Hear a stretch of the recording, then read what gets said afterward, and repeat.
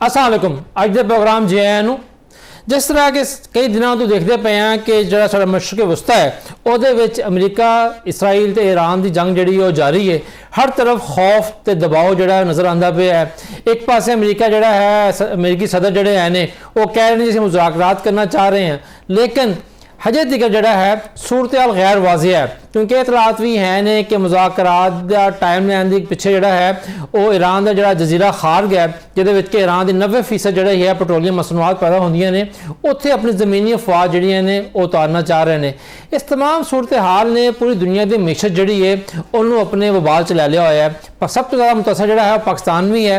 जाहिर गल है साड़ी मीशत जी बड़ी कमज़ोर है और हुकूमत जी मुख्तलिफ किस्म के जो इकदाम कर रही है, बहुत सारी तजावीज़ तैयार हो रही ने जिस भी तजवीज़ है कि जनाब आली पेट्रोल की और डीजल की जी राशनबंदी करती जाए। लेकिन असल मसला है कि जब तक ईरान का मसला किसी पासे नहीं लगता पुरअमन तरीके दे नाल और बाहमी मुफाहमत दे नाल इतफाक राय दे नाल, क्योंकि ईरान कोई भी ऐसा फैसला कबूल नहीं करेगा जिहड़ा कि एक पासे दा होवे, अमरीका की मर्जी का होवे। ये बहुत सारे दोस्त ममालिक जोड़े हैं, पाकिस्तान भी इन्वॉल्व है, कतर भी इन्वॉल्व है, तुर्की भी इन्वॉल्व है, सारे कोशिश कर रहे हैं। लेकिन असल मसला यह है कि इसराइल जोड़ा है अपनी शरारत तो बाज नहीं आ रहा। ਜਦੋਂ कि अमरीकी सदर ट्रंप जोड़े हैं वो मुज़ाकरात की गल करते हैं, नाल ही जोड़ा इसराइल जोड़ा हमला कर देंदा है, तबाही कर देंदा है, बमबारी कर देंदा है।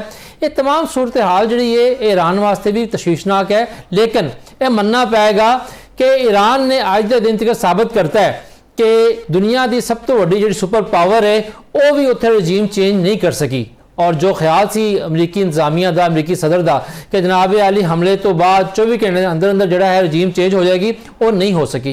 ईरान की मौजूदा सूरत हाल की है, उत्ते अंदरूनी जोड़े हालात ने किस पासे जाते पे ने, इस उत्ते गल करांगे अज के प्रोग्राम के साडे नाल मौजूद ने जनाब मोहम्मद मेहदी साहब जोड़े कि माहिर ने आलमी अमूर दे। तो मेहदी साहब अस्सलाम वालेकुम। तो सर ये दसो सब तो पहले कि अज के दिन के जो ईरान के अंदर की जो सूरत हाल है वो साढ़े वेखण वालों तजिया पेश करियो। बिस्मिल्लाहिर्रहमानिर्रहीम। ताड़ा शुक्रिया जनाब। गल असल च है कि जी देखो ईरान जिहड़ा है ना असीं पहले भी 2 दफा गल कीती सी, ईरान एक बड़ा मुल्क है, वो इराक नहीं सी, वो लीबिया नहीं सी। इस वजह तो अंदर हालात है कहिए कि उत्थे हालात खराब नहीं है, तो बिल्कुल खराब ने। उत्थे लोग शहीद नहीं हुए, बिल्कुल शहीद हुए ने। उत्थे इमारतां ते प्रॉपर्टियां दा नुकसान नहीं होया, बिल्कुल होया है।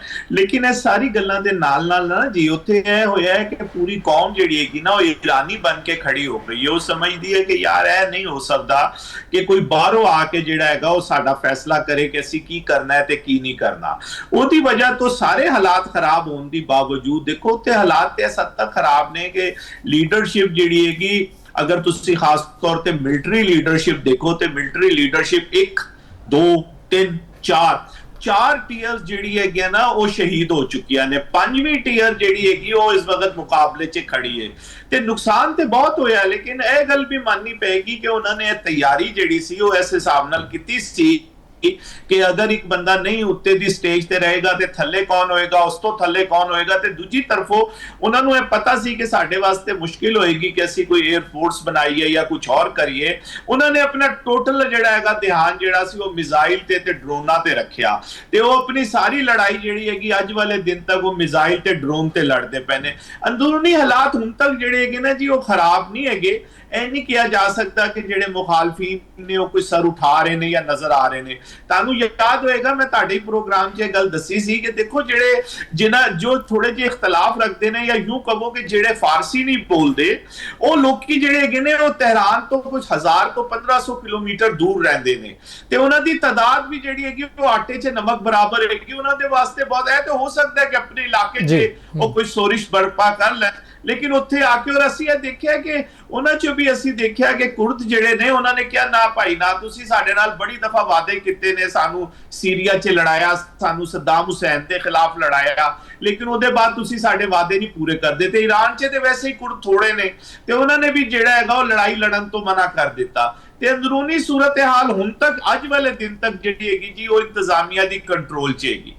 अच्छा भाई साहब ये तो गल ठीक है कि जी कुछ अरसा पहले उत्थे एक अंदरूनी खलफचार सीगा, लोग मुजाहरे कर रहे थे हुकूमत के खिलाफ, अमरीका वो पिछे अमरीका ही सीगा, वो चीज़ां खत्म हो गई ने। और ये भी ठीक है कि आज 4 जोड़े हैं ने 4 दर्जे जी क्यादत है वो शहीद हो चुकी है, 5वीं मौजूद है। तुसीं बहुत समझते हो ईरान की सूरत हाल नूं, उहदे ढांचे नूं, फर्ज करो कि मुज़ाकरात कामयाब नहीं होंगे और अमरीका और इसराइल जोड़े हैं ने और मजीद जी है बर्बादी और तबाही करते हैं, तो ईरान के जो ढांचा ईरान का वो कितनी सख्त है कि वह मजीद कितने तक खड़ा हो सकता है? देखो ਅਸੀਂ ਦੇਖ ਚੁੱਕੇ ਹਾਂ ਕਿ ਜਿਸ ਵਕਤ ਈਰਾਨ ਇਰਾਕ ਦੀ ਲੜਾਈ ਹੋਈ ਉਸ ਵਕਤ ਇਰਾਕ ਦੇ ਪਿੱਛੇ ਜਿਹੜਾ ਸੀ ਉਹ ਅਮਰੀਕਾ ਵੀ ਸੀ ਤੇ ਅਰਬ ਦੁਨੀਆ ਵੀ ਸੀ, ਲੇਕਿਨ ਉਹਦੇ ਬਾਵਜੂਦ ਈਰਾਨ ਜਿਹੜਾ ਸੀ ਨਾ ਜੀ 8 ਸਾਲ ਉਹ ਲੜਾਈ ਲੜੀ, ਜਦਕਿ ਉਹ ਲੜਾਈ ਜਿਹੜੀ ਸੀ ਉਹ ਸਰਹੱਦ ਤੇ ਹੋ ਰਹੀ ਸੀ ਬਾਕਾਇਦਾ ਨਾ ਜੀ, ਫੌਜ ਆਪਸ 'ਚ ਟਕਰਾਈ ਹੋਈ ਸੀ। ਅਗਰ ਤੁਸੀਂ ਕੁਮ ਤੇ ਉਹਦੇ ਤਹਿਰਾਨ ਦੇ ਦਰਮਿਆਨ ਇੱਕ ਬਹੁਤ ਵੱਡਾ ਕਬਰਿਸਤਾਨ ਹੈ, ਉਹਨੂੰ ਬਹਿਸ਼ਤੇ ਜ਼ਹਿਰਾ ਕਬਰਿਸਤਾਨ ਕਹਿੰਦੇ ਨੇ। ਈਰਾਨੀ ਇਹ ਦਾਅਵਾ ਕਰਦੇ ਨੇ, ਮੈਨੂੰ ਵੀ ਦੇਖਣ ਦਾ ਇਤਫਾਕ ਹੋਇਆ ਕਿ ਇੱਥੇ ਉਹ 5 ਲੱਖ ਲੋਕ दफन ने जेड़े उस जंग च शहीद हुए सन। और अगर तुसी कब्रिस्तान दे अंदर जाओ ते हर एक कबर दे उत्ते जेड़ा हैगा एक बॉक्स जिहा बनया जिथे बंदे दी तस्वीर लगी हुई है ते ओदी डेट ऑफ बर्थ ते ओदी शहादत दा दिन लिखा होया है ते अक्सर बंदियां दी उम्र जेड़ी है 18 तो 22 साल दे दरमियान है। ते ईरान इस तरह दी चीज़ां जेड़ा हैगा ना जी वो भुगत चुकिया है ते ओदे च है करते हैगी कि वो करन, लेकिन असल गल है नहीं हैगी मेरे नुक्ता नजर नाल यह गल हैगी कि जिहड़ी अज ईरान दी हमायत हैगी पूरी दुनिया का जिहड़ा आम इंसान हैगा वो अज ईरान की हमायत करता पिया है ते हुकूमतां नूं भी बड़ी मुश्किल हो गई है, हत्ता कि यूरोपियन हुकूमतां नूं भी कि जिहड़ी खुलकर ईरान की मुखालफत करन। कहना पै रहा हैगा जर्मनी के चांसलर नूं भी कि जनाब यह जिहड़ी जंग सी है उहदे ते मुसल्लत की गई है, गैर कानूनी जंग है, लेकिन अगर ईरान किसी पासे नहीं आंदा और कोई एग्रीमेंट नहीं करता ते मिडल ईस्ट के जिहड़े मुमालक ने ना जी उन्हां दा फिर बड़ा चांस है कि वो जंग च बराह रास्त शामिल हो जान। अगर वो जंग च बराह रास्त शामिल हो गए तो फिर बाकी दुनिया वास्ते भी जेड़े क्यों ना पाकिस्तान होए क्यों ना बाकी मुल्क होए उन्हां नाल बड़ी मुश्किल सूरत हाल पैदा हो जाएगी कि फिर वो किस तरह ईरान दी जेड़ी हैगी वो कम अज कम जेड़ी इखलाकी मदद हो रही है पूरी दुनिया की तरफों वो इखलाकी मदद जेड़ी हैगी जारी रह सके। ते ए ईरान नूं असल च फैसला करना है कि जेड़ी उन्होंने एक उन्होंने अल्लाह की तरफों एक मदद मिली है कि दुनिया हत्ता कि उन्होंने मजहब मसलक हर चीज तो हटके वो ईरान के पिछे आके खड़े हो गए ने ते हर जगह दुनिया च कहा जा रहा है कि ईरान ते जुल्म हो रहा है। ते ईरान नूं अगर कोई मौका मिल रहा है और ईरान जिहड़ा हैगा किसी नेगोशिएशन ते पहुंच सकता है ते उस नेगोशिएशन नूं जरूर इस्तेमाल करना चाहिए और एक्सपोज करना चाहिए। अगर अमरीका का कोई और मुफाद देगा तो वो सिर्फ इस वजह तो करना पै रहा है कि वो कोई और जगह हासिल करना चाह रहा है, तो यह भी ईरान वास्ते फायदेमंद होएगा। असीं देखिया कि पिछली दफा जब उन्होंने टुटे ने मुज़ाकरात ते दुनिया नूं कहना पिया कि यार ईरान ते मंनदा पिया सी तुहाडी गल्लां, जेड़े मुज़ाकरात करा रहे सी वजीर खारजा ओमान दे उन्होंने खुद यह बयान दिता, उन्होंने कहा जनाब वो सारी गल्लां मानदा पिया सी फिर भी इन्होंने चढ़ाई कर दी। तो ईरान नूं उन्होंने कोई मौका नहीं देना चाहिए, ईरान नूं जिहड़ा हैगा वो मेज ते आना चाहिए। अच्छा मेहदी साहब तुसीं गल कीती है कि अगर सूरत हाल मजीद जिहड़ी है खराब हुंदी है तो इम्कान है कि खलीजी मुमालिक जिहड़े हैं वो भी इस जंग में शामिल हो जाएंगे।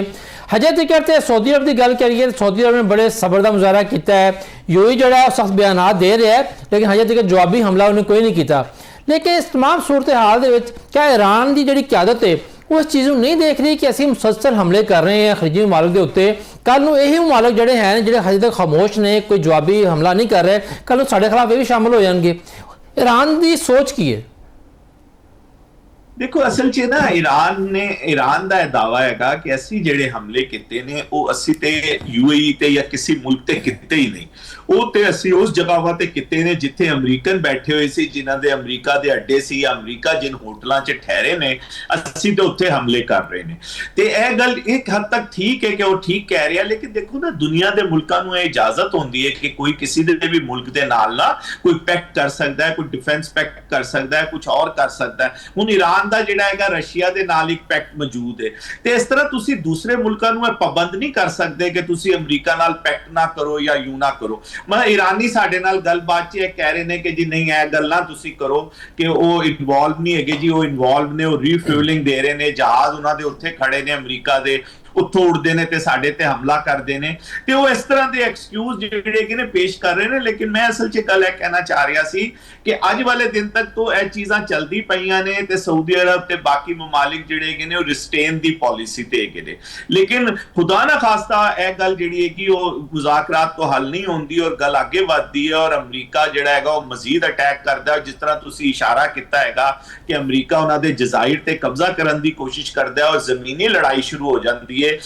ਜ਼ਮੀਨੀ ਲੜਾਈ 'ਚ ਅਮਰੀਕਾ ਤੇ ਉੱਤੇ ਤੇ ਹਮਲਾ ਨਹੀਂ ਹੋ ਸਕੇਗਾ ਤੇ ਹਮਲਾ ਤੇ ਇन्हीं ਇਲਾਕਿਆਂ ਤੇ ਹੋਵੇਗਾ ਤੇ ਫਿਰ ਬੜੀ ਖਤਰਨਾਕ ਸੂਰਤ ਹਾਲ ਪੈਦਾ ਹੋ ਜਾਏਗੀ ਔਰ ਇਹ ਮੁਲਕ ਜਬ ਸ਼ਾਮਲ ਹੋ ਜਾਏਗੀ। ਮਹਿਦੀ ਸਾਹਿਬ ਇਹ ਦੱਸੋ ਕਿ ਜਿਹੜਾ ਈਰਾਨ ਦੇ ਅੱਜ ਹੱਕ 'ਚ ਹੈਗੀ ਸਹੀ। ਅੱਛਾ ਮਹਿਦੀ ਸਾਹਿਬ ਇਹ ਦੱਸੋ ਕਿ ਜਿਸ ਜਜ਼ੀਰੇ ਦੀ ਗੱਲ ਕਰ ਰਹੇ ਹਾਂ ਖਾਕ ਜਿਹੜਾ ਹੈ ਉਹ ईरान वास्ते मेरा ख्याल है कि डू और डाई वाली सूरत हाल है जजीरे की, क्योंकि जाहिर गल है कि जिस मुल्क की 90% पेट्रोलियम पैदावार जी है एक जजीरे तो है वो तो नहीं चाहेगा ना कोई बाहरों आवे। लेकिन तुहाडे ख्याल नाल ट्रंप जिहड़े हैं ने अमरीकी सदर वो इस हद तक जाणगे कि वो ईरान के जजीरे ते कब्जा करने वास्ते अपने ट्रूप्स जिहड़े हैं ने अपने मरीन जिहड़े हैं ने वो उतार देन?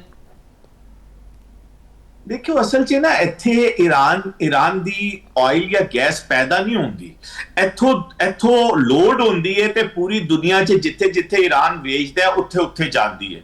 90% जिहड़ी ईरान दी हैगी पेट्रोलियम दी मसनूआत वो इत्थों लोड होके ते दुनिया दे बाकी मुल्कां च जांदियां ने ते यही वो इलाका हैगा ਜਿਹੜਾ ਸਮੁੰਦਰ ਤੋਂ ਨੇੜੇ ਤਰੀਨ ਹੈਗਾ ਤੇ ਮਸਲਨ ਉਹਦਾ ਜਿਹੜਾ ਜਜ਼ੀਰਾ ਹੈਗਾ ਇਹ ਜਜ਼ੀਰੇ ਦੇ ਨਾਲ ਹੀ ਜਿਹੜਾ ਹੈਗਾ ਉਹ ਬਹਿਰੇ ਹੁਰਮਸ ਹੈਗਾ ਜਿੱਥੇ ਅੱਜਕੱਲ ਈਰਾਨ ਨੇ ਕੰਟਰੋਲ ਹਾਸਿਲ ਕੀਤਾ ਹੋਇਆ ਤੇ ਇਸ ਹਵਾਲੇ ਨਾਲ ਸਟ੍ਰੈਟੇਜਿਕਲੀ ਇਹ ਬੜੀ ਇੰਪੋਰਟੈਂਟ ਜਗ੍ਹਾ ਹੈਗੀ ਤੇ ਇਹਦੇ ਨਾਲ ਜਿਹੜੇ ਕਿ ਨੇ तीन और छोटे-छोटे ਜਜ਼ਾਇਰ ਨੇ ਜਿਨ੍ਹਾਂ ਤੇ 1971 ਤੋਂ ਈਰਾਨ ਦਾ ਤੇ ਯੂਏਈ ਦਾ ਡਿਸਪਿਊਟ ਚੱਲਦਾ ਪਿਆ ਹੈ। ਈਰਾਨ ਕਹਿੰਦਾ ਹੈ ਕਿ ਇਹ ਸਾਡੇ ਜਜ਼ਾਇਰ ਨੇ, ਯੂਏਈ ਦਾਵਾ ਰੱਖਦਾ ਹੈ ਕਿ ਸਾਡੇ ਜਜ਼ਾਇਰ ਨੇ।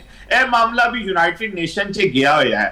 उन जजायर च दो जजायर ते ऐसे ने जिथे कोई आबादी वगैरह नहीं हैगी। हो सकता है सब तो पहले अमरीका जिहड़ा हैगा उत्थे आए और उत्थे आके वो कंट्रोल हासिल आसानी नाल करके ते फिर ओदे वास्ते ईरान दे जजीरे ते ईरान दी बंदरगाह बंदर अब्बास ते हमला करना बहुत आसान हो जाएगा और उत्थों जमीनी रास्ता ते मौजूद नहीं हैगा, लेकिन उत्थों जिहड़ा शॉर्टेस्ट रास्ता हैगा ਜਿਹੜੀ नेवी ਦੇ ਜ਼ਰੀਏ ਤੋਂ ਫੌਜ ਤੁਸੀਂ ਉਤਾਰ ਸਕਦੇ ਹੋ ਤੇ ਇਹ ਚੀਜ਼ਾਂ ਨਾਲ ਨਾ ਸਟ੍ਰੈਟੇਜਿਕਲੀ ਬੜੀ ਅਹਿਮੀਅਤ ਹੈਗੀ। ਲੇਕਿਨ ਦੂਜੀ ਤਰਫੋਂ ਈਰਾਨ ਦੀ ਤਰਫੋਂ ਇਹ ਗੱਲ ਆ ਰਹੀ ਹੈ ਕਿ ਅਗਰ ਇਸ ਤਰ੍ਹਾਂ ਦੀ ਕੋਈ ਹਰਕਤ ਹੋਈ ਤੇ ਅਸੀਂ ਫੌਰੀ ਤੌਰ ਤੇ ਬਹਿਰੀਨ 'ਚ ਆਪਣੀ ਫੌਜ ਉਤਾਰ ਦੇਵਾਂਗੇ ਤੇ ਹੁਣ ਬਹਿਰੀਨ ਕੀ ਹੈਗਾ, ਬਹਿਰੀਨ ਤੇ ਮਿਡਲ ਈਸਟ ਦਾ ਇੱਕ ਮੁਲਕ ਹੈਗਾ ਤੇ ਲੜਾਈ ਜਿਹੜੀ ਹੈਗੀ ਹੈ ਬੁਨਿਆਦੀ ਤੌਰ ਤੇ ਫਿਰ ਬਾਕਾਇਦਾ ਮੁਸਲਮਾਨਾਂ ਦੀ ਸ਼ੁਰੂ ਹੋ ਜਾਏਗੀ। ਫਿਰ ਕੋਈ ਨਾ ਕੋਈ GCC ਜਿਹੜੇ ਮਮਾਲਿਕ ਨੇ ਉਹ ਕੋਈ ਨਾ ਕੋਈ ਪੋਜੀਸ਼ਨ ਲੈਣ ਤੇ ਮਜਬੂਰ ਹੋਣਗੇ ਤੇ ਸਾਊਦੀ ਅਰਬ ਜਿੰਨੀ ਮਰਜ਼ੀ ਰਿਸਟੇਨ ਦੀ ਪਾਲਿਸੀ ਰੱਖੇ ਲੇਕਿਨ ਬਹਿਰੀਨ ਦੇ ਬਾਅਦ ਉਹਦੇ ਵਾਸਤੇ ਬੜਾ ਮੁਸ਼ਕਿਲ ਹੋ ਜਾਏਗਾ ਉਹ ਜੰਗ ਚੋਂ ਬਚੇ।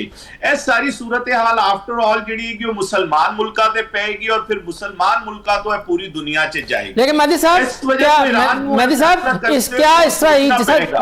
जिस तुसीं गल कर रहे हो कि मुसलमानों मुसलमान दी लड़ान दी गल कर रहे हो, क्या इसराइल ऐसी मुहिम ते ऐसी साजिश की तैयारी नहीं कर रहा कि जनाब अली किसी भी तरह जो है खलीजी ममालिक जोड़े हैं वो तो ईरान जोड़े हैं बाज़ाब्ता तौर पर जंग लड़न एक दूसरे के नाल, क्योंकि लगता तो यही भी है कि फर्ज कर लो असं मान लें कि ट्रंप साहब जोड़े हैं ने वो जंग तो निकलना चाह रहे हैं लेकिन इसराइल ने तो हजे तक कोई रिस्ट्रेन शो नहीं की, उन्हें तो कोई दिन ऐसा नहीं किया जो हमला ना किया हो उन्हें। देखो इसराइल जिहड़ा हैगा ना जी वो उस दिन तक हमले नहीं रोकेगा जिस दिन तक उन्होंने अमरीका नहीं कहेगा कि हाँ जी हुण लड़ाई खत्म हो गई है। इसराइल ते बुनियादी तौर ते अमरीका दे शह ते लड़ाई करदा पिया, उन्हें ते अमरीका नूं इस लड़ाई च लैके आ गया है। उन्हें हसबे आदत जैसे वो पहले करदा रहा है, उन्हें अमरीका नूं इराक च भी लैके आया, वो अमरीका नूं सीरिया च भी लैके आया, क्योंकि यह गल सामने आ गई है कि कल्ला इसराइल जिहड़ा हैगा वो मुल्कां नूं नहीं ढा पैंदा ते उहनूं जरूरत पैंदी है उहनूं कि अमरीका नूं लैके आए ते अमरीका नूं बहरहाल उहदे कोल कोई ऐसी गिदड़ सिंगी हैगी कि अमरीका नूं बार-बार इस खित्ते च लैके आंदा है। यही सदर कहंदे सी कि हुण जंगा दा जमाना खत्म हो गया, मिडल ईस्ट च मैं सुलह करावांगा, लेकिन वो एक साल तो भी पहले उन्हां नूं घसीट के जिहड़ा हैगा इस जंग च लैके आ गया है। ਤੇ ਗੱਲ ਕਹਿਣ ਦੀ ਅਸਲ 'ਚ ਹੈਗੀ ਕਿ ਇਸਰਾਈਲ ਜਿਹੜੀ ਗੱਲਾਂ ਕਰਦਾ ਪਿਆ ਨਾ ਜੀ ਉਹਨੂੰ ਨਫਸਿਆਤੀ ਤੌਰ ਤੇ ਇਸ ਤਰ੍ਹਾਂ ਹੀ ਕਰਨਾ ਹੈ, ਉਹਨੇ ਨਹੀਂ ਰੁਕਣਾ ਉਸ ਦਿਨ ਤੱਕ ਜਿਸ ਦਿਨ ਤੱਕ ਬਾਕਾਇਦਾ ਕਿਸੇ ਸੋਲੂਸ਼ਨ ਤੱਕ ਗੱਲ ਨਹੀਂ ਜਾਂਦੀ, ਉਹ ਤੇ ਹਮਲੇ ਜਾਰੀ ਰੱਖੇਗਾ। ਸਹੀ ਮੇਰੇ ਸਾਹਿਬ ਇੱਥੇ ਲਾਂਗੇ ਛੋਟੀ ਬ੍ਰੇਕ ਤੇ ਬ੍ਰੇਕ ਤੋਂ ਬਾਅਦ ਵਾਪਸ ਆਵਾਂਗੇ ਤੇ ਗੱਲ ਕਰਾਂਗੇ ਕਿ ਇਸ ईरान ਦੀ ਜਿਹੜੀ ਸੂਰਤ ਹਾਲ ਹੈ ਇਹਦੇ ਵਿੱਚ ਪਾਕਿਸਤਾਨ ਦਾ ਸਫਾਰਤੀ ਕਿਰਦਾਰ ਜਿਹੜਾ ਹੈ ਉਹ ਬਹੁਤ ਵੱਧ ਗਿਆ ਹੈ और अच्छी गल है कि पाकिस्तान की अहमियत बढ़ रही है और साढ़े जो पड़ोसी ने भारत सरकार मोदी सरकार उन्होंने बड़ी पीड़ हो रही है कि पाकिस्तान का सफारती किरदार क्यों बढ़ रहा है। ये गल करांगे थोड़ी ब्रेक तो बाद।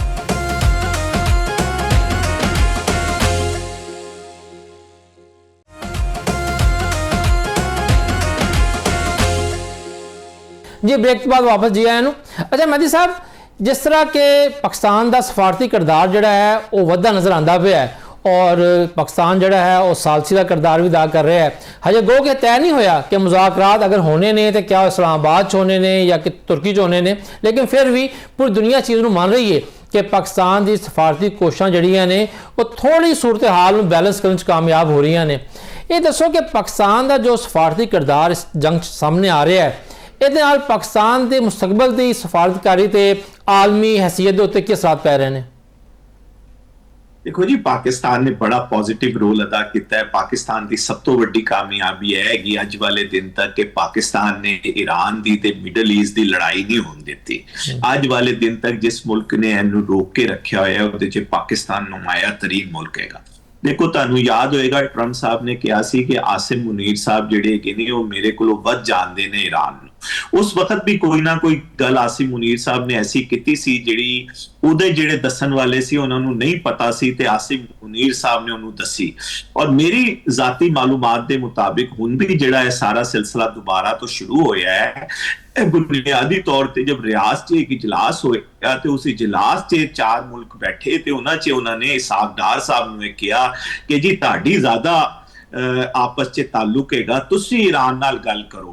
ते दूजी तरफों उसी दिन ही अमरीका दी तरफों जिहड़े अमरीका दे कन ते अख हैगे ने उन्होंने पाकिस्तान दी कन ते अख नाल राबता किया और उन्होंने कहा जनाबे वाला तुसी सानू ये गल्लां दस के गए सी, तुहाडी गल्लां सही निकलियां ने, साडी रिपोर्टां गलत सन, हुण दसो असीं की करिए।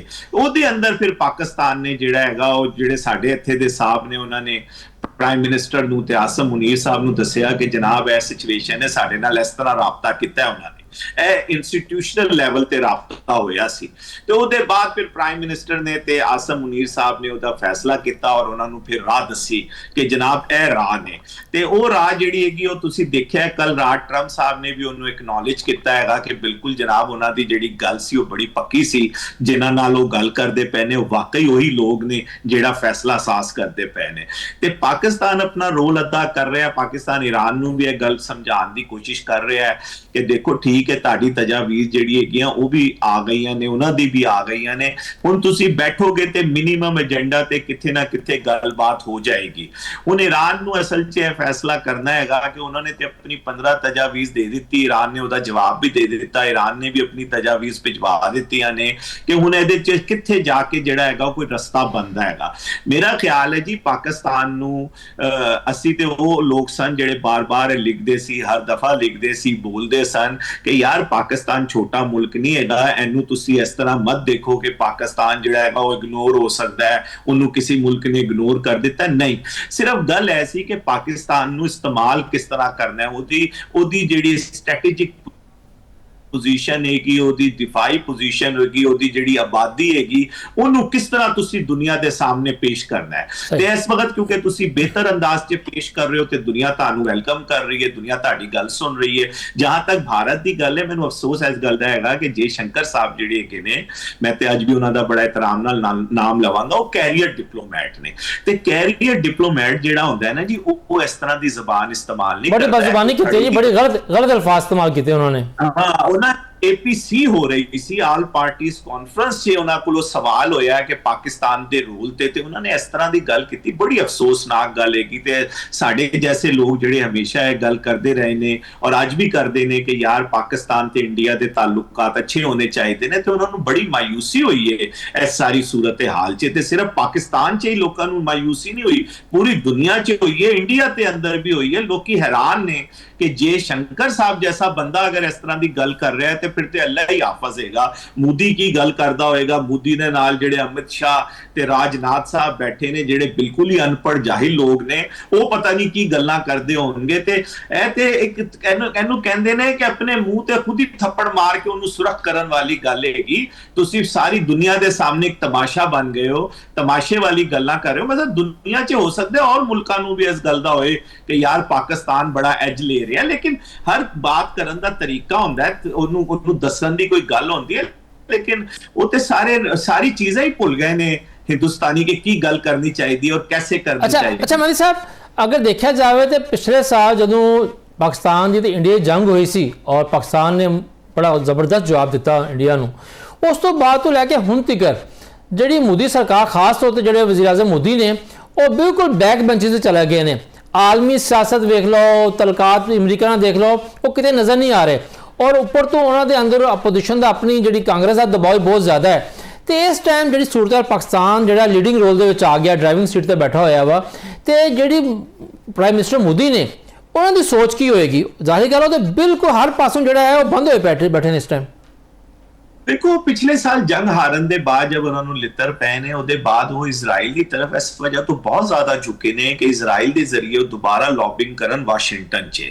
ਤੇ ਤੁਸੀਂ ਅਗਰ ਲੌਬਿੰਗ ਫਰਮਸ ਦੇਖੋ ਤੇ ਇਜ਼ਰਾਈਲ ਦੀ ਲੌਬੀ ਫਰਮਸ ਹੀ ਅਸਲ 'ਚ ਇਸ ਵਕਤ ਇੰਡੀਆ ਵਾਸਤੇ ਕੰਮ ਕਰ ਰਹੀ ਹੈ। ਤੇ ਇੰਡੀਆ ਦੀ ਤੇ ਹਕੂਮਤ ਦੇ ਹਵਾਲੇ ਨਾਲ ਲੌਬਿੰਗ ਫਰਮਸ ਨੇ ਇਹਦੇ ਇਲਾਵਾ ਉਹਨਾਂ ਨੇ ਹਾਇਰਿੰਗ ਕੀਤੀ ਹੋਈ ਹੈ ਜਿਹੜੀ ਮੋਦੀ ਸਾਹਿਬ ਦੇ ਇਮੇਜ ਨੂੰ ਬਿਲਡ ਕਰਨ ਵਾਸਤੇ ਉੱਥੇ ਗਿਆ। ਤੇ ਉਹ ਬੁਨਿਆਦੀ ਤੌਰ ਤੇ ਇਸੇ ਹਵਾਲੇ ਨਾਲ ਕੋਸ਼ਿਸ਼ ਕਰ ਰਹੇ ਸੀ, ਲੇਕਿਨ ਸੂਰਤ ਹਾਲ ਇਸ ਤਰ੍ਹਾਂ ਤਬਦੀਲ ਹੁੰਦੀ ਚਲੀ ਗਈ ਹੈ ਉਸ ਜੰਗ ਦੇ ਬਾਅਦ ਕਿ ਪਾਕਿਸਤਾਨ ਨੇ ਇੱਕ ਗੱਲ ਦੇ ਬਾਅਦ ਦੂਜੀ ਦੇ ਬਾਅਦ ਤੀਜੀ, ਪਾਕਿਸਤਾਨ ਨੇ ਡਿਫੈਂਸ ਪੈਕਟ ਕਰ ਲਿੱਤਾ ਸਾਊਦੀ ਅਰੇਬੀਆ ਨਾਲ। ਪਾਕਿਸਤਾਨ ਜਿਹੜਾ ਹੈਗਾ ਉਹ ਇੰਟਰਨੈਸ਼ਨਲ ਕਾਨਫਰੰਸ 'ਚ ਜਾ ਕੇ ਬਹਿ ਕੇ ਤੇ ਅਮਰੀਕਾ ਦੀ ਗੱਲ 'ਚ ਜਿੱਥੇ ਗਲਤ ਕਹਿਣਾ ਸੀ ਉੱਥੇ ਪਾਕਿਸਤਾਨ ਨੇ ਕਿਹਾ ਕਿ ਨਹੀਂ ਬਈ ਮੁਜ਼ੰਮਤ ਕਰਨੀ ਸੀ। ਤੇ ਵਾਹਿਦ ਯੂਨਾਈਟਿਡ ਨੇਸ਼ਨ 'ਚ ਸੀ ਜਿਹੜਾ ਖੜਾ ਹੋਇਆ, ਉਹਨੇ ਕਿਹਾ ਨਹੀਂ, ਇਸਰਾਈਲ ਨੇ ਤੇ ਅਮਰੀਕਾ ਨੇ ਈਰਾਨ ਤੇ ਗਲਤ ਹਮਲਾ ਕੀਤਾ ਹੈ, ਅਸੀਂ ਇਹਦੀ ਮੁਜ਼ੰਮਤ ਕਰਨੇ ਆ। ਤੇ ਪਾਕਿਸਤਾਨ ਨੇ ਹਰ ਮੌਕੇ ਤੇ ਉਹ ਤਰੀਕਾ ਇਖਤਿਆਰ ਕੀਤਾ ਹੈਗਾ ਜਿਹੜਾ ਕਿਸੇ ਵੀ ਖੁਦਮੁਖਤਾਰ ਮੁਲਕ ਨੂੰ ਹੋਣਾ ਚਾਹੀਦਾ ਹੈ। ਜਿੱਥੇ ਸਪੋਰਟ ਕਰਨ ਦੀ ਜ਼ਰੂਰਤ ਸੀ, ਪਾਕਿਸਤਾਨ ਸਮਝ ਰਿਹਾ ਸੀ ਕਿ ਯਾਰ ਇਹ ਪੀਸ ਦੇ ਅੰਦਰ ਅਸੀਂ ਨਾ ਗਏ ਤੇ ਇੱਥੇ ਲੜਾਈ ਔਰ ਅਰਸੇ ਤੱਕ ਹੁੰਦੀ ਰਹੇਗੀ, ਫਲਸਤੀਨੀਆਂ ਦਾ ਨੁਕਸਾਨ ਹੋਏਗਾ। ਅਗਰ ਸਾਡੇ ਬੈਠਣ ਤੋਂ ਇਹ ਨੁਕਸਾਨ ਕਮ ਹੋ ਸਕਦਾ ਹੈ ਤੇ ਸਾਨੂੰ ਬਹਿ ਜਾਣਾ ਚਾਹੀਦਾ ਹੈਗਾ। ਉੱਥੇ ਪਾਕਿਸਤਾਨ ਜਾ ਕੇ ਬੈਠਿਆ ਵੀ, ਲੇਕਿਨ ਤੁਸੀਂ ਦੇਖੋ ਪਰਸੋਂ ਜਿਹੜੀ ਫਰਾਂਸ ਨੇ ਕਰਾਰਦਾਦ ਯੂਨਾਈਟਿਡ ਨੇਸ਼ਨ 'ਚ ਫਲਸਤੀਨ ਵਾਸਤੇ ਪੇਸ਼ ਕੀਤੀ ਹੈ, ਉਹਦੇ 'ਚ ਜਿਹਨੇ ਸਭ ਤੋਂ ਜ਼ਬਰਦਸਤ ਔਰ ਵਧੀਆ ਗੱਲਾਂ ਨੇ ਉਹ ਪਾਕਿਸਤਾਨ ਦਾ ਮੰਦੂਬ ਹੈਗਾ ਆਸਿਮ ਇਫਤਖਾਰ। ਉਹਨੇ ਕਿਹਾ ਹੈ ਕਿ ਫਲਸਤੀਨ ਦੇ ਅੰਦਰ ਅਸੀਂ ਬਰਦਾਸ਼ਤ ਨਹੀਂ ਕਰਾਂਗੇ ਕਿ ਫਲਸਤੀਨ ਦੀ ਨਸਲਕਸ਼ੀ ਕੀਤੀ ਜਾਏ ਜਾਂ ਫਲਸਤੀਨੀਆਂ ਨੂੰ ਕਿੱਥੇ ਔਰ ਸ਼ਿਫਟ ਕੀਤਾ ਜਾਏ। ਤੇ ਪਾਕਿਸਤਾਨ ਹਰ ਮੌਕੇ ਤੇ ਉਹ ਮੌਕਫ ਇਖਤਿਆਰ ਕਰ ਰਿਹਾ ਜਿਹੜਾ ਮੌਕਫ ਜਿਹੜਾ ਹੈਗਾ ਉਹ ਖੁਦ ਮੁਖਤਾਰੀ ਦੀ ਅਲਾਮਤ ਹੈ। ਔਰ ਮੈਂ ਪਹਿਲੇ ਤੁਹਾਨੂੰ ਦੱਸ ਚੁੱਕਿਆ ਕਿ ਅਸਲ 'ਚ ਪਾਕਿਸਤਾਨ 'ਚ ਤੇ ਹਮੇਸ਼ਾ ਤੋਂ ਬੜੀ ਜਾਨ ਸੀ। ਗੱਲ ਸਿਰਫ ਐਸੀ ਕਿ ਉਹ ਜਾਨ ਨੂੰ ਪੇਸ਼ ਕਰਨਾ ਸੀ। ਹੁਣ ਅੱਛੇ ਤਰੀਕੇ ਨਾਲ ਪੇਸ਼ ਕਰ ਰਹੇ ਨੇ, ਪੂਰੀ ਦੁਨੀਆ ਉਹਨੂੰ ਸਹਿਰਾ ਰਹੀ ਹੈ, ਸਲਾਹੀਅਤ ਨੂੰ ਇਕਰਾਰ ਕਰ ਰਹੀ ਹੈ ਕਿ ਹਾਂ ਬਈ ਪਾਕਿਸਤਾਨ ਕੋਈ ਮੁਲਕ ਹੈਗਾ ਜਿਹੜਾ ਗੱਲ ਦੇਖੋ ਨਾ। ਪਰਸੋਂ ਦੀ ਗੱਲ ਹੈਗੀ ਕਿ ਦੁਨੀਆ 'ਚ ਸਭ ਤੋਂ ਜ਼ਿਆਦਾ ਗੂਗਲ ਸਰਚ 'ਚ ਆਸਮ ਮੁਨੀਰ ਸਾਹਿਬ ਨੂੰ ਸਰਚ ਕੀਤਾ ਗਿਆ ਹੈ। ਸਾਰੀ ਦੁਨੀਆ ਨੇ ਚੈੱਕ ਕੀਤਾ ਹੈਗਾ ਕਿ ਯਾਰ ਇਹ ਕੌਣ ਬੰਦਾ ਹੈਗਾ ਆਸਮ ਮੁਨੀਰ। ਤੇ ਇਹ ਪਾਕਿਸਤਾਨ ਦੀ ਹੁਣ ਪਾਕਿਸਤਾਨੀਆਂ ਨੂੰ ਅਸਲ 'ਚ ਇਹ ਸੋਚਣਾ ਚਾਹੀਦਾ ਹੈ ਕਿ ਜਿਹੜੀ ਤੁਹਾਡੀ ਸਿਆਸੀ ਇਖਤਲਾਫਾਤ ਨੇ, ਬਾਕੀ ਚੀਜ਼ਾਂ ਨੇ, ਉਹਨੂੰ ਬਿਲਕੁਲ ਬਿਹਤਰ ਔਰ ਦੁਰਸਤ ਹੋਣਾ ਚਾਹੀਦਾ ਹੈ। ਲੇਕਿਨ ਉਹਦੀ ਬੁਨਿਆਦ ਤੇ ਤੁਸੀਂ ਪਾਕਿਸਤਾਨ ਦੀ ਬੁਰਾਈ ਮਤ ਕਰੋ, ਪਾਕਿਸਤਾਨ ਦੇ ਖਿਲਾਫ ਗੱਲ ਮਤ ਕਰੋ। ਇਹ ਬੁਨਿਆਦੀ ਤੌਰ ਤੇ ਪਾਕਿਸਤਾਨ ਨੂੰ ਰਿਪਰੈਜ਼ੈਂਟ ਕਰ ਰਹੇ ਨੇ। ਤੇ ਮੇਰੇ ਜ਼ਾਤੀ ਖਿਆਲ ਨਾਲ ਇਸ ਵਕਤ ਪਾਕਿਸਤਾਨ ਦੀ ਬੜੀ ਅੱਛੀ ਪੋਜੀਸ਼ਨ ਹੈ। ਕੱਲ ਰਾਤ ਅਮਰੀਕਾ ਦੇ ਕਾਂਗਰਸਮੈਨਾਂ ਨੇ ਬਹਿ ਕੇ ਤੁਹਾਡੇ ਸਫੀਰ ਨਾਲ ਪ੍ਰੈਸ ਕਾਨਫਰੰਸ ਕੀਤੀ ਹੈ ਵਾਸ਼ਿੰਗਟਨ 'ਚ। 3 ਦਿਨ ਦਾ ਬਾਕਾਇਦਾ ਉੱਥੇ ਸੈਮੀਨਾਰ ਹੋਇਆ ਜਿਹੜੇ ਕਾਂਗਰਸਮੈਨਾਂ ਨੇ ਅਰੇਂਜ ਕੀਤਾ ਹੋਇਆ ਸੀ ਕਿ ਪਾਕਿਸਤਾਨ ਨਾਲ ਫਿਊਚਰ 'ਚ ਕੀ ਰਿਲੇਸ਼ਨ ਹੋਣੇ ਚਾਹੀਦੇ ਨੇ ਅਮਰੀਕਾ ਦੇ। ਤੇ ਉਹਦੇ 'ਚ ਪਾਕਿਸਤਾਨ ਦਾ ਐਮਬੈਸਡਰ ਵੀ ਸ਼ਾਮਲ ਸੀ, ਇੱਥੋਂ ਵੀ ਜਿਹੜੀ ਪਾਕਿਸਤਾਨ 'ਚ ਅਮਰੀਕਾ ਦੀ ਐਮਬੈਸਡਰ ਹੈ ਉਹ ਵੀ ਗਈ ਹੋਈ ਸੀ। ਸਾਡੇ ਜੈਸੇ ਬੰਦਿਆਂ ਨੂੰ ਵੀ ਬੁਲਾਇਆ ਹੋਇਆ ਸੀ, ਲੇਕਿਨ ਇਹ ਹਾਲਾਤ ਦੀ ਵਜ੍ਹਾ ਤੋਂ ਨਹੀਂ ਜਾ ਸਕੇ।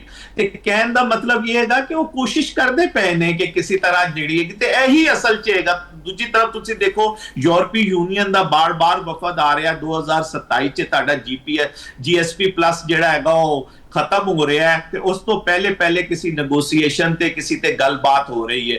ਇਹ ਤੁਹਾਡੀ ਬੜੀ ਅੱਛੀ ਹੈ।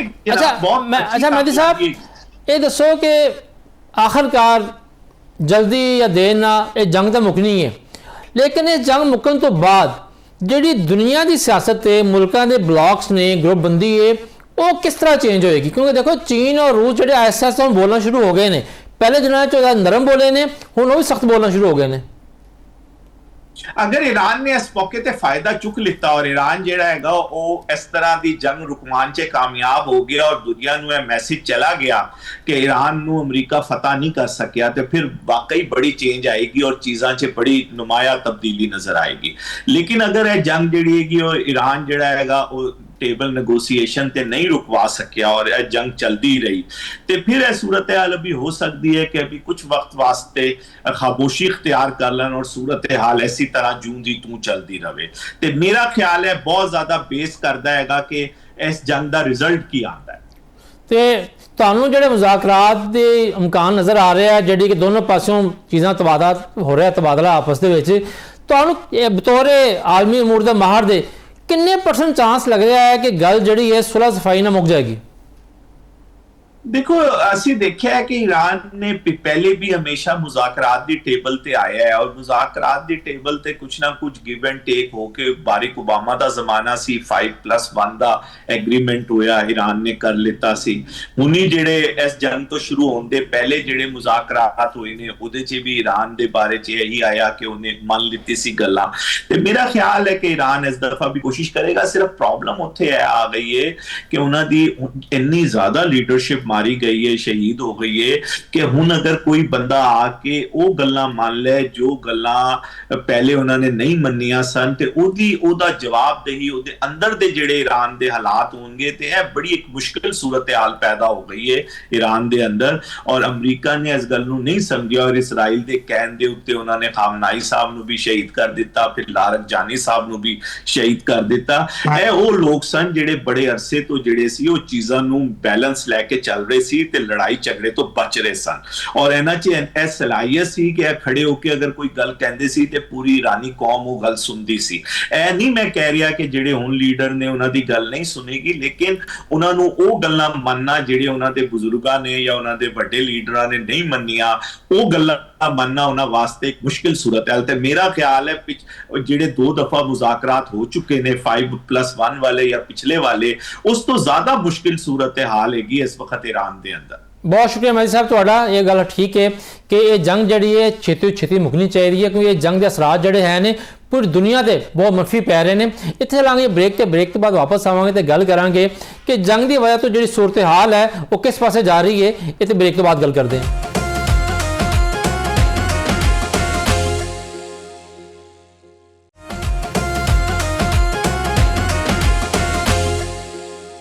जी ब्रेक तो बाद जी जिस तरह कि सबनों पता है कि ईरान जंग की वजह तो मैशत जी है पाकिस्तान की पहली दबाव से लेकिन हूँ तो मजीद दबाव च आ चुकी हुई है साड़ी वफाकी हुकूमत जी है सूबाई हुकूमतों नाल मिल के बहुत सारे इकदाम कर रही है कफायतशारी के नाम पर भी एक स्कीम लॉन्च की गई है वर्क फ्राम होम की भी गल हो रही है और एक तजवीज़ ये भी तैयार हो रही है कि अगर जंग जी है वो चलती रही है और सूरत हाल मजीद खराब होंगी है तो शायद वफाकी हुकूमत नूं पेट्रोलीयम की राशनबंदी करनी पैगी ये वास्ते एक मोबाइल ऐप की भी गल हो रही है और जी साड़ी स्टॉक मार्केट है वो भी गिरावट का शिकार है इस तमाम सूरत हाल से गल करांगे कि इस जंग के पाकिस्तान की मीशत की असरात ने साढ़े नाल मौजूद ने मारूफ माशी माहिर जनाब डॉक्टर इकरामुल हक साहब डॉक्टर साहब अस्सलाम वालेकुम डॉक्टर साहब ये दसो कि तुहाडे सामने सूरत हाल है कि साड़ी पाकिस्तान की इकानमी तो पहली जी है वो समझो कि ICU लगी पई हुंदी है इस जंग ने पाकिस्तान की मीशत नूं किस हद तक मुतासर किया है जी देखो पाकिस्तान का मसला है कि इन्होंने कभी भी कोई रिजर्व नहीं बनाए और ना ही उन्होंने ख्याल होंगे कि जे खिते के भी सूरत हाल खराब होए तो असी की करना है हूँ काफ़ी दिनों तो असी अफगानिस्तान नाल ना सिर्फ अपनी ट्रेड बंद की बैठे सन बल्कि उन्होंने नाल जंग भी साड़ी जारी है ਹੁਣ ਇਸ ਹਾਲਾਤ ਦੇ ਵਿੱਚ ਜਦੋਂ ਤੁਹਾਡੇ ਕੋਲ ਪੈਸੇ ਵੀ ਨਹੀਂ ਹੈਗੇ ਔਰ ਤੁਸੀਂ ਆਪਣੀ 90% ਬਿਜਲੀ ਦੀ ਜਿਹੜੀ ਹੈ ਉਹ ਵੀ ਬਾਹਰ ਤੋਂ ਤੇਲ ਮੰਗਵਾ ਕੇ ਬਣਾਉਣੀ ਹੈ ਜਦ ਕਿ ਤੁਹਾਡੇ ਕੋਲ ਹਾਈਡਰੋ ਪਾਵਰ ਵੀ ਹੈ ਤੁਹਾਡੇ ਕੋਲ ਵਿੰਡ ਪਾਵਰ ਵੀ ਹੈ ਸਨ ਤੇ ਮਾਸ਼ਾਅੱਲਾ ਪਾਕਿਸਤਾਨ ਚ ਇੰਨਾ ਹੈ ਮਗਰ ਤੁਸੀਂ ਦੇਖਿਆ ਹੋਣਾ ਕਿ ਇਹ ਜੰਗ ਤੋਂ ਜ਼ਰਾ ਪਹਿਲੇ ਇਹਨਾਂ ਨੇ ਉਹਨਾਂ ਲੋਕਾਂ ਦੇ ਖਿਲਾਫ ਮੁਹਿੰਮ ਸ਼ੁਰੂ ਕੀਤੀ ਜਿਨ੍ਹਾਂ ਨੇ ਆਪਣੇ ਪੈਸੇ ਖਰਚ ਕਰਕੇ ਹਕੂਮਤ ਕੋ ਇੱਕ ਆਨਾ ਲਿਆ ਬਗੈਰ ਆਪਣਾ ਜਿਹੜਾ ਸੀ ਉਹ ਸੋਲਰ એનર્ਜੀ ਦੀ ਪੈਦਾ ਕੀਤੀ ਬਜਾਏ ਕਿ ਉਹਨਾਂ ਲੋਕਾਂ ਦੀ ਤਾਰੀਫ ਕਰਦੇ ਕਿ ਭਾਈ ਸਾਡੇ ਕੋਲ ਤੁਸੀਂ ਪੈਸੇ ਲੈ ਬਗੈਰ ਆਪਣਾ ਮਸਲਾ ਹੱਲ ਕਰ ਰਹੇ ਹੋ ਉਲਟਾ ਉਹਨਾਂ ਨੂੰ ਟੈਕਸ ਲਾਉਣ ਤੇ ਇਸ ਮੁਲਕ ਵਿੱਚ ਇੱਕ ਮਸਲਾ ਪੈ ਗਿਆ ਕਿ ਹਰ ਵੇਲੇ ਟੈਕਸ ਦੀ ਗੱਲ ਕਰਦੇ ਰਹਿੰਦੇ ਨੇ ਮਗਰ ਬਣਦਾ ਫਿਰ ਵੀ ਕੁਝ ਨਹੀਂ ਕਿਉਂਕਿ ਇਹ ਟੈਕਸ ਇਹਨਾਂ ਦੀਆਂ ਯਾਸ਼ੇ 'ਚ ਖਰਚ ਹੁੰਦਾ ਹੈ ਨਾ ਕਿ ਲੋਕਾਂ ਦੀ ਆਮਦਨ ਵਧਾਉਣ 'ਚ ਫੈਕਟਰੀਆਂ ਲਾਉਣ 'ਚ ਤੇ ਸਾਡੀ ਜਿਹੜੀ ਮਈਸ਼ਤ ਹੈ ਉਹ ਇਸ ਲਈ ਅੱਗੇ ਨਹੀਂ ਵਧ ਰਹੀ ਕਿ ਅਸੀਂ ਆਪਣੀ ਇਨਵੈਸਟਮੈਂਟ ਬਿਲਕੁਲ ਰੋਕ ਦਿੱਤੀ ਹੈ ਬਲਕਿ ਜਿਹੜੀਆਂ ਤੁਹਾਨੂੰ ਪਤਾ ਟੈਕਸਟਾਈਲ ਮਿਲਾਂ ਚੱਲ ਰਹੀਆਂ ਸਨ ਜਿਹਦੇ ਵਿੱਚ 2-1 ਕਰੋੜ ਬੰਦਾ ਪਹਿਲੇ ਕੰਮ ਕਰਦਾ ਸੀ ਉਹਦੇ 'ਚ ਬੜੀਆਂ ਜ਼ਬਰਦਸਤ ਛਾਂਟੀਆਂ ਹੋਈਆਂ ਨੇ ਕਿਉਂਕਿ ਉਹ ਹੁਣ ਮਿੱਲਾਂ ਵੀ ਬੰਦ ਪਈਆਂ ਨਾ ਤੇ ਉਹ ਇੰਨਾ ਬਿਜਲੀ ਦਾ ਬਿੱਲ ਦੇ ਸਕਦੇ ਨੇ ਨਾ ਗੈਸ ਦਾ ਨਾ ਉਹ ਇੰਨਾ ਭਾਰੀ ਟੈਕਸ ਦੇ ਸਕਦੇ ਨੇ ਪਹਿਲੇ ਜਿਹੜੇ ਲੋਕ ਐਕਸਪੋਰਟ ਕਰ ਰਹੇ ਸਨ ਟੈਕਸਟਾਈਲ ਦੇ, ਉਹਨਾਂ ਨੂੰ ਸਿਰਫ ਪੂਰੀ ਐਕਸਪੋਰਟ ਦਾ 1% ਦੇਣਾ ਪੈਣਾ ਸੀ ਇਨਕਮ ਟੈਕਸ ਵਿੱਚ। ਉਹ ਉਹਨਾਂ ਨੇ ਹੁਣ ਕਹਿ ਰਹੇ ਤੁਸੀਂ 45% ਦਿਓ। ਹੁਣ ਇਹਨਾਂ ਦੇ ਪਾਕਿਸਤਾਨ ਦੀ ਮਾਰਜਨ ਨਹੀਂ ਹੈਗਾ, ਮਗਰ IMF ਜਿਹੜਾ ਨਾ ਇਹ ਸਾਨੂੰ ਚਾਹੁੰਦਾ ਕਿ ਅਸੀਂ ਬਿਲਕੁਲ ਖਤਮ ਹੋ ਜਾਈਏ ਔਰ ਅਸੀਂ ਬਿਲਕੁਲ ਅੱਗੇ ਨਾ ਵੱਧ ਸਕੀਏ, ਔਰ ਸਾਡੇ ਕੋਲ 1 ਬਿਲੀਅਨ ਮੰਗਣ ਲਈ ਅਸੀਂ ਇੱਧਰ ਉੱਧਰ ਕਰਦੇ। ਹੁਣ ਅਸੀਂ ਕਹਿ ਰਹੇ ਜੀ ਡਿਪਲੋਮੈਸੀ ਤੇ ਸਾਡੇ ਕੋਲ ਉਹ ਖੁਦ ਜਿਹੜੇ ਸਾਡੀ ਮਦਦ ਚਾਹ ਰਹੇ ਨੇ ਵਾਸ਼ਿੰਗਟਨ ਤੇ ਤਹਿਰਾਨ, ਮਗਰ ਤੁਸੀਂ ਦੇਖੋ ਕਿ ਜਿਸ ਮੁਲਕ ਦੀ ਆਪਣੀ ਮਈਸ਼ਤ ਠੀਕ ਨਾ ਹੋਏ, ਉਹ ਜਦੋਂ ਜੰਗ ਖਤਮ ਹੋ ਜਾਏਗੀ ਤੇ ਫਿਰ ਕੀ ਹੋਏਗਾ। ਮਗਰ ਦੂਸਰੇ ਮੁਲਕ ਜਿਹੜੇ ਨੇ ਉਹ ਇਸ ਵੇਲੇ ਜਦੋਂ ਉਹਨਾਂ ਨੇ ਬੰਦੇ ਚੁੱਕੀ ਹੈ, ਉਹ ਈਰਾਨ ਕੋਲੋਂ ਵੀ ਤੇਲ ਲੈ ਰਹੇ ਨੇ ਤੇ ਰੂਸ ਕੋਲੋਂ ਵੀ ਦਬਾਦਬ ਤੇਲ ਲੈ ਰਹੇ ਨੇ, ਔਰ ਉਸ ਤੇਲ ਨਾਲ ਨਾ ਸਿਰਫ ਜ਼ਖੀਰਾ ਕਰਕੇ ਆਪਣੀ ਮਿਲਾਂ ਚਲਾ ਰਹੇ ਨੇ, ਬਲਕਿ ਇੱਕ ਹਮਸਾਇਆ ਮੁਲਕ ਤੇ ਉਸ ਤੇਲ ਨੂੰ ਜਿਹੜਾ ਅੱਗੇ ਵੇਚ ਰਿਹਾ ਕਾਫੀ ਅਰਸੇ ਤੋਂ, ਔਰ ਉਹਦੀ ਇਕਨੋਮੀ ਵੈਸੇ ਕੋਈ ਐਡੀ ਵੱਡੀ ਇਕਨੋਮੀ ਨਹੀਂ ਹੈਗੀ ਜਿੰਨਾ ਉਹਨਾਂ ਨੇ ਉਹਨੂੰ ਪ੍ਰੋਪੇਗੈਂਡਾ ਕੀਤਾ ਹੈ ਕਿ ਉਹਨਾਂ ਨੇ ਕੋਈ ਬੜੀਆਂ ਐਸੀਆਂ ਜ਼ਬਰਦਸਤ ਕਿਸਮ ਦੇ, ਜਿਸ ਤਰ੍ਹਾਂ ਚੀਨ ਨੇ ਕੀਤਾ ਹੈ ਕਿ 800 ਮਿਲੀਅਨ ਲੋਕਾਂ ਨੂੰ ਖਤਰਾ ਗੁਰਬਤ ਤੋਂ ਉਠਾਤਾ ਹੋਵੇ।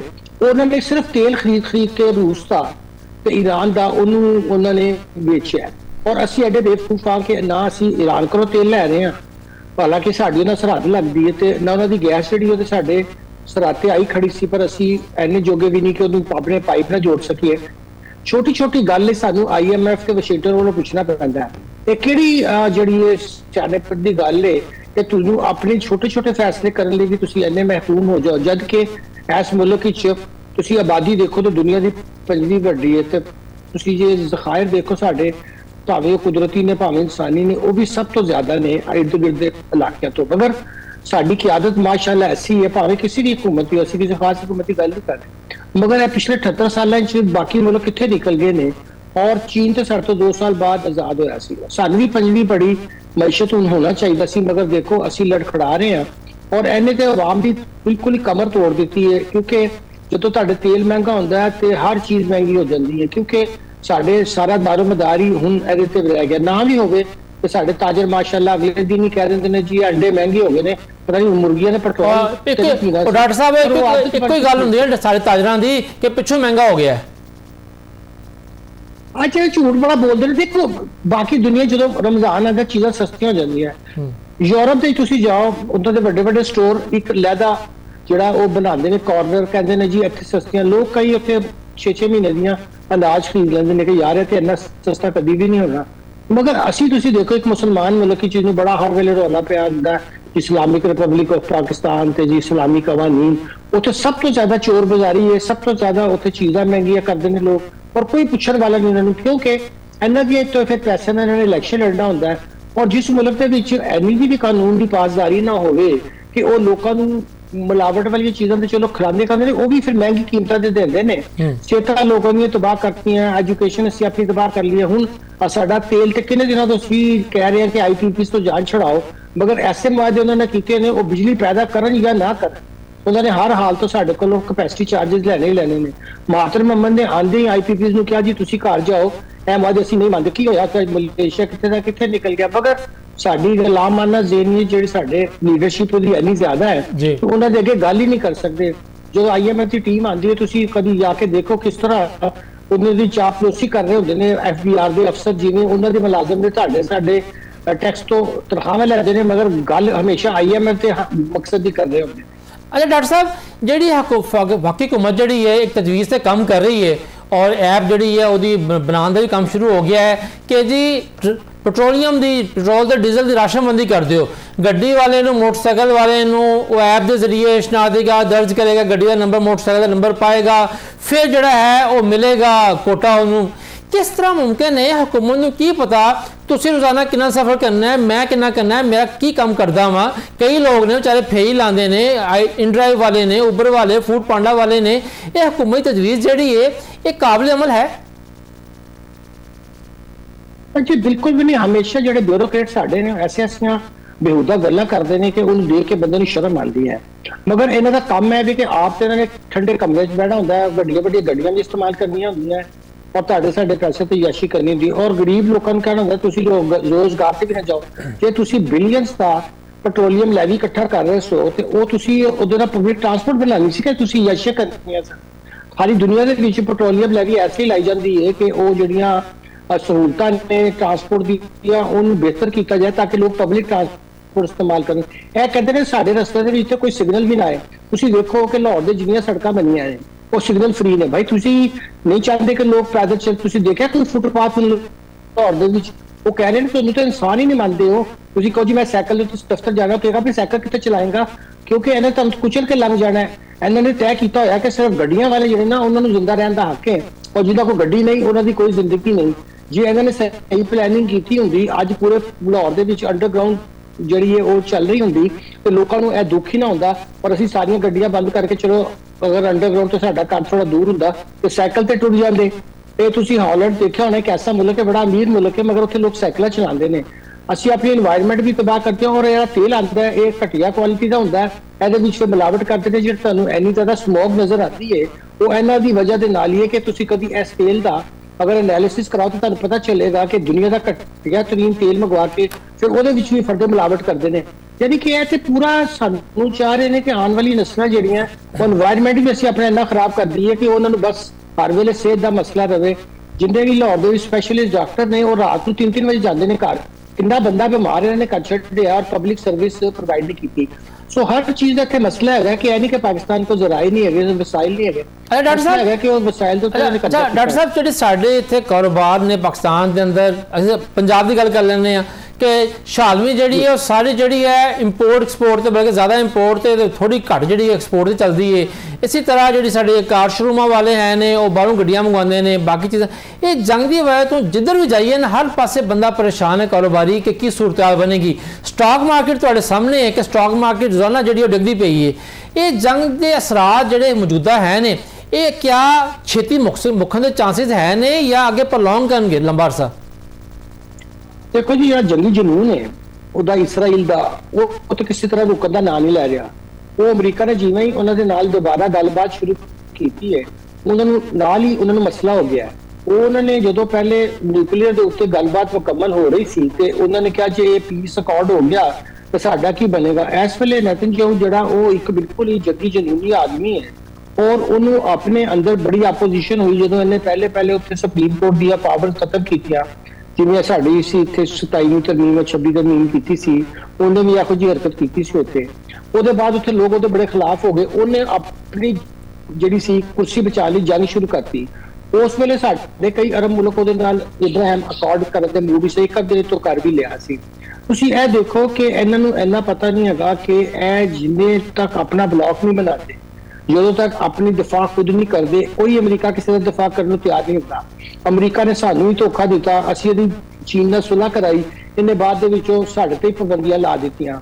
ਇਹਨੇ ਕਿਹਾ ਜੀ 71 ਦੇ ਵਿੱਚ ਬੈਡੀ ਬੇਰਾ ਆ ਰਹੇ ਨੇ ਸਾਡਾ ਮੁਲਕ ਅਲੱਗਾ ਕਰਾਤਾ। ਜਿਹੜੇ ਬੰਦੇ ਨੇ ਵੀ ਕਦੀ ਅਮਰੀਕਾ ਦੇ ਉੱਤੇ ਇਨਸਾਫ ਕੀਤਾ ਉਹਦਾ ਬੁਰਾ ਹੀ ਹਸ਼ਰ ਹੋਇਆ। ਇਹ ਨਾਲ ਹੀ ਮੁਲਕ ਦੇਖ ਲਵੋ, ਨਹਿਰੂ ਨੇ ਪਹਿਲੇ ਤੇ ਆਪਣੀ ਜਿਹੜੀ ਚੀਜ਼ਾਂ ਖੁਦ ਬਣਾਈਆਂ, ਉਹਨੇ ਕਿਹਾ ਜੀ ਅਸੀਂ ਕੁਛ ਨਹੀਂ ਬਾਹਰੋਂ ਬਣ ਪਾਵਾਂਗੇ। ਜਦੋਂ ਉਹਨਾਂ ਦੀ ਇਕਨੋਮੀ 90% ਇਸ ਕਾਬਲ ਹੋ ਗਈ ਕਿ ਉਹ ਆਪਣੇ ਪੈਰਾਂ ਤੇ ਖੜੇ ਹੋ ਸਕੇ ਤੇ ਫਿਰ ਉਹਨਾਂ ਨੇ ਬਾਹਰ ਦੇ ਮੁਲਕਾਂ ਨੂੰ ਆ ਕੇ ਕਿਹਾ ਕਿ ਤੁਸੀਂ ਇੱਥੇ ਨਾ ਸਿਰਫ ਚੀਜ਼ਾਂ ਬਣਾਓਗੇ ਬਲਕਿ ਸਾਡੇ ਲੋਕਾਂ ਨੂੰ ਰੋਜ਼ਗਾਰ ਦਿਓਗੇ, ਸਾਨੂੰ 51% ਸ਼ੇਅਰ ਦਿਓਗੇ ਤੇ ਫਿਰ ਇੱਥੋਂ ਐਕਸਪੋਰਟ ਕਰੋਗੇ। ਇਹਨੂੰ ਕਹਿੰਦੇ ਨੇ ਇੱਕ ਅੱਛੀ ਨੈਸ਼ਨਲਿਸਟ ਪਾਲਿਸੀ। ਅਸੀਂ ਬਾਹਰ ਦੀ ਕੰਪਨੀਆਂ ਨੂੰ ਕਿਹਾ ਆ ਕੇ ਲੁੱਟਮਾਰ ਕਰੋ ਔਰ ਇੱਥੇ ਕੁਛ ਨਾ ਬਣਾਓ। ਇਹ ਜਿਹੜੀਆਂ ਗੱਡੀਆਂ ਆਈਆਂ ਸਨ ਤੁਹਾਨੂੰ ਪਤਾ ਹੈ ਇੱਕ ਅਰਸਾ 800 ਸੀਸੀ ਦੀ ਗੱਡੀ ਬਾਹਰੋਂ ਕੋਈ ਨਹੀਂ ਮੰਗਵਾ ਸਕਦਾ ਸੀ, ਉਹਨੂੰ ਮੋਨੋਪੋਲੀ ਸੀ। ਉਹਨਾਂ ਨੇ ਦਬਾ ਕੇ ਕੀਮਤਾਂ ਦੀਆਂ ਵਧਾਈਆਂ। ਐਨੀ ਛਕੜਾ ਗੱਡੀ ਸਾਨੂੰ ਐਂਡ ਤੇ ਦੇਣ ਲੱਗੇ ਕਿ ਲੱਗਦਾ ਸੀ ਜਿਵੇਂ ਟੀਮ ਦੇ ਡੱਬੇ ਖਰੀਦ ਕੇ ਉਹਦੀ ਬਾਡੀ ਬਣਾਉਂਦੇ ਨੇ। ਉਹਦਾ ਸਾਡਾ ਬੇੜਾ ਗਰਕ ਕਰ ਦਿੱਤਾ। ਜੇ ਅਸੀਂ ਇੱਥੇ ਐਸੀਆਂ ਇੰਡਸਟਰੀਆਂ ਲਾਉਂਦੇ ਕਿ ਸਾਨੂੰ ਟੈਕਨੋਲੋਜੀ ਵੀ ਮਿਲਦੀ, ਇੱਥੇ ਅਸੀਂ ਅੱਗੇ ਵੀ ਜਾਂਦੇ, ਸਾਡੇ ਲੜਕੇ ਕੰਮ ਵੀ ਸਿੱਖਦੇ ਔਰ ਫਿਰ ਅਸੀਂ ਉੱਥੋਂ ਹੀ ਉਹ ਗੱਡੀ ਐਕਸਪੋਰਟ ਕਰਦੇ। ਅੱਜ ਤੁਸੀਂ ਦੇਖ ਲਓ ਕਿ ਇੰਡੀਆ ਦੀ ਸਾਰੀ ਜਿਹੜੀ ਨੀਡ ਪੂਰੀ ਕਰਨ ਦੇ ਬਾਅਦ ਦੁਨੀਆ ਦੀ ਸਭ ਤੋਂ ਵੱਡੀਆਂ ਗੱਡੀਆਂ ਉੱਥੋਂ ਗੱਡੀਆਂ ਐਕਸਪੋਰਟ ਕਰ ਰਹੀਆਂ। ਇਹ ਹੁੰਦੀ ਨੈਸ਼ਨਲਿਸਟ ਪਾਲਿਸੀ। ਸਾਡੇ ਕਦੀ ਵੀ ਕਿਸੇ ਹਕੂਮਤ ਦੇ ਪਹਿਲੇ ਬਿਊਰੋਕਰੇਟਾਂ ਨੇ ਕਬਜ਼ਾ ਕਰ ਲਿਆ ਪਾਕਿਸਤਾਨ ਤੇ, ਫਿਰ ਫੌਜੀਆਂ ਨੇ ਕਰ ਲਿਆ, ਫਿਰ ਉਹਦੇ ਬਾਅਦ ਜਿਹੜੇ ਆਏ ਵੀ ਥੋੜੇ ਬਹੁਤ ਜਮਹੂਰੀ ਉਹ ਵੀ ਹਾਈਬ੍ਰਿਡ ਤੇ ਫਿਰ ਹਾਈਬ੍ਰਿਡ ਪਲੱਸ ਤੇ ਯਕੀਨ ਰੱਖਦੇ ਨੇ। ਤੇ ਕੋਈ ਆਵਾਮ ਦੋਸਤ ਪਾਲਿਸੀ, ਕੋਈ ਬਿਜ਼ਨਸ ਪਾਲਿਸੀ, ਕੋਈ ਅੱਗੇ ਵਧਣ ਦੀ ਪਾਲਿਸੀ। ਮੈਂ ਸੋਚਣਾ ਕਿ ਹੁਣ 78 ਸਾਲ ਦੇ ਬਾਅਦ ਅਸੀਂ ਸੋਚ ਰਹੇ ਹਾਂ ਕਿ 800 ਪਾਕਿਸਤਾਨ ਕਿਵੇਂ ਦਾ ਹੋਏਗਾ। ਚਲੋ ਹੁਣ ਹੀ ਕੋਈ ਸ਼ਕਲ ਕਰ ਲੈਣ ਤੇ ਅਗਲੇ 20-22 ਸਾਲ की मेहनत कर लें तो कम से कम पाकिस्तान की पोजीशन। डॉक्टर साहब क्योंकि जे तुसी जी डॉक्टर साहब तवानाई बहरान ते आ गया और चलेगा जे जंग तो पहले ਜਿਹੜੇ ਸਾਡੇ ਵਫਾਕੀ ਵਜ਼ੀਰ ਤਵਾਨਾਈ ਨੇ ਅਵੈਜ਼ ਲਗਾੜੀ ਸਾਹਿਬ, ਜਿਸ ਤਰ੍ਹਾਂ ਤੁਸੀਂ ਗੱਲ ਕੀਤੀ ਕਿ ਉਹਨਾਂ ਨੇ ਕੁਲਾੜਾ ਮਾਰਿਆ ਲੋਕਾਂ ਦੇ ਉੱਤੇ, ਸੋਲਰ ਦੇ ਉੱਤੇ ਨੈਟ ਮੀਟਿੰਗ ਸਿਸਟਮ ਜਿਹੜੀ ਹੈ ਉਹ ਤਬਦੀਲ ਕਰਤਾ। क्या ਹੁਣ ਦੁਬਾਰਾ ਵਕਤ ਨਹੀਂ ਆ ਗਿਆ ਕਿ ਜੰਗ ਤੋਂ ਬਾਅਦ ਸਭ ਨੂੰ ਪਤਾ ਹੈ ਕਿ ਦੁਨੀਆ ਲੰਬਾ ਅਰਸਾ ਜਿਹੜਾ ਹੈ ਤਵਾਨਾਈ ਬੁਹਰਾਨ ਦਾ ਸ਼ਿਕਾਰ रहेगी, ਪੈਟਰੋਲੀਅਮ ਮਸਨੂਆਤ ਦੀ ਕੀਮਤਾਂ ਜਿਹੜੀਆਂ ਨੇ ਉਹ ਜ਼ਾਹਿਰ ਕਿ ਥੱਲੇ ਆਉਣ ਦਾ ਚਾਂਸ ਹਜੇ ਨਹੀਂ ਲੱਗ ਰਿਹਾ। क्या पाकिस्तान की हुकूमत ਨੂੰ ਦੁਬਾਰਾ ਆਪਣੀ ਸੋਲਰ ਨੈਟ ਮੀਟਿੰਗ ਪਾਲਿਸੀ ਜਿਹੜੇ ਚੇਂਜ ਕੀਤੀ ਸੀ ਉਹ ਤਾਂ ਰਿਵਿਊ ਨਹੀਂ ਕਰਨਾ ਚਾਹੀਦਾ? जी बिल्कुल होया सी कि ਜਿਹੜੇ ਬਾਬੂ ਬੈਠੇ ਸਨ ਵੈਸਟਨ ਕੀ ਪਤਾ, ਵੈਸਟਨ ਤੇ ਸਾਰੀ ਜ਼ਿੰਦਗੀ ਕਦੀ ਕੋਈ ਕੰਮ ਕੀਤਾ ਹੀ ਨਹੀਂ, ਉਹ ਤੇ ਸਾਰੇ ਸਰਦਾਰ ਉੱਠ ਕੇ ਇੱਥੇ ਮਿਨਿਸਟਰ ਬਣ ਜਾਂਦੇ ਨੇ, ਉਹਨਾਂ ਨੂੰ ਵਾਲੀ ਤਕਲੀਫਾਂ ਦਾ ਕੀ ਪਤਾ ਹੈ। ਉਹਨਾਂ ਨੇ ਕਿਹਾ, ਉਹਨਾਂ ਨੂੰ ਦੁੱਖ ਹੈ ਸੀ ਕਿ ਜਿਹੜੇ ਲੋਕ ਸੋਲਰ ਬਣਾ ਰਹੇ ਨੇ ਇਹ ਸਾਡੀ ਕੈਦ ਵਿੱਚੋਂ ਨਿਕਲ ਗਏ ਨੇ, ਬਿਊਰੋਕਰੇਟ ਸਾਨੂੰ ਕੈਦ ਰੱਖਣਾ ਚਾਹੁੰਦੇ ਨੇ। ਜਿੱਲੇ ਉਹਨਾਂ ਨੂੰ ਪਤਾ ਚੱਲਿਆ ਕਿ ਯਾਰ ਇਹ ਤੇ ਆਪਣੀ ਬਿਜਲੀ ਪੈਦਾ ਕਰ ਰਹੇ ਨੇ, ਉਹਨਾਂ ਨੇ ਕਿਹਾ ਯਾਰ ਇਹ ਕਿਹੜੇ ਲੋਕ ਨੇ ਜਿਹੜੇ ਪਾਕਿਸਤਾਨ ਚੋਂ ਸਾਡੀ ਕੈਦ ਵਿੱਚੋਂ ਨਿਕਲ ਗਏ ਨੇ। ਉਹਨਾਂ ਨੇ ਕਿਹਾ ਅੱਛਾ ਨਾ ਦੁਬਾਰਾ ਤੰਗ ਕਰੋ। ਔਰ ਇਹ ਮਸਲਾ ਇਹੀ ਹੈਗਾ ਕਿ ਦੇਖੋ ਅਸੀਂ ਜਿਹੜੇ ਹਾਈਡਲ ਸਾਹਮਣੇ ਤੁਸੀਂ ਦੇਖੋ 3 ਵੱਡੇ ਹਾਈਡਲ ਚੱਲ ਰਹੇ ਨੇ, ਉਹਨਾਂ ਦੀ ਤੁਸੀਂ ਦੇਖੋ ਟਾਈਮ ਲਾਈਨਸ ਜਿਹੜੀ ਹੈ ਜਿੱਥੋਂ ਉਹ ਜਿਨ੍ਹਾਂ ਦੀ 600% ਵੱਧ ਗਈਆਂ ਨੇ ਉਹਨਾਂ ਦੀਆਂ ਪ੍ਰਾਈਸਿਸ।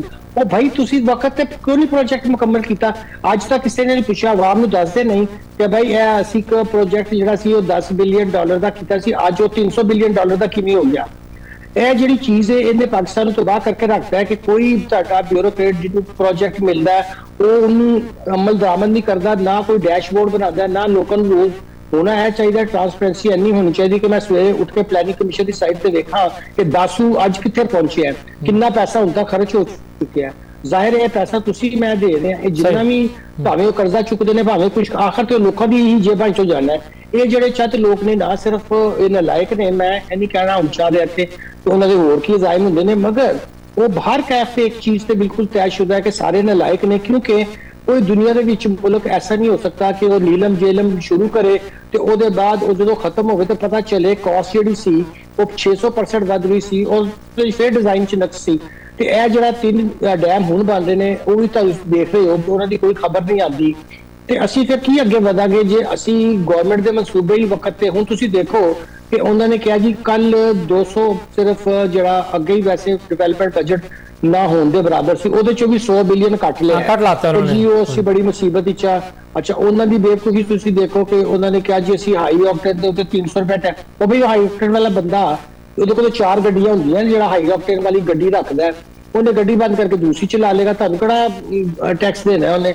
ਔਰ ਸਭ ਤੋਂ ਜਿਹੜੀ ਜ਼ਿਆਦਤੀ ਕੀਤੀ, ਜਿਸ ਦਿਨ 55 ਰੁਪਏ ਤੇਲ ਦੀ ਕੀਮਤ ਵਧਾਈ ਉਸ ਦਿਨ ਕੀਮਤ ਦੇ ਲਿਹਾਜ਼ ਨਾਲ 22 ਰੁਪਏ ਬਣਦਾ ਸੀ ਤੇ 33 ਰੁਪਏ ਆਪਣਾ ਟੈਕਸ ਵਧਾਇਆ।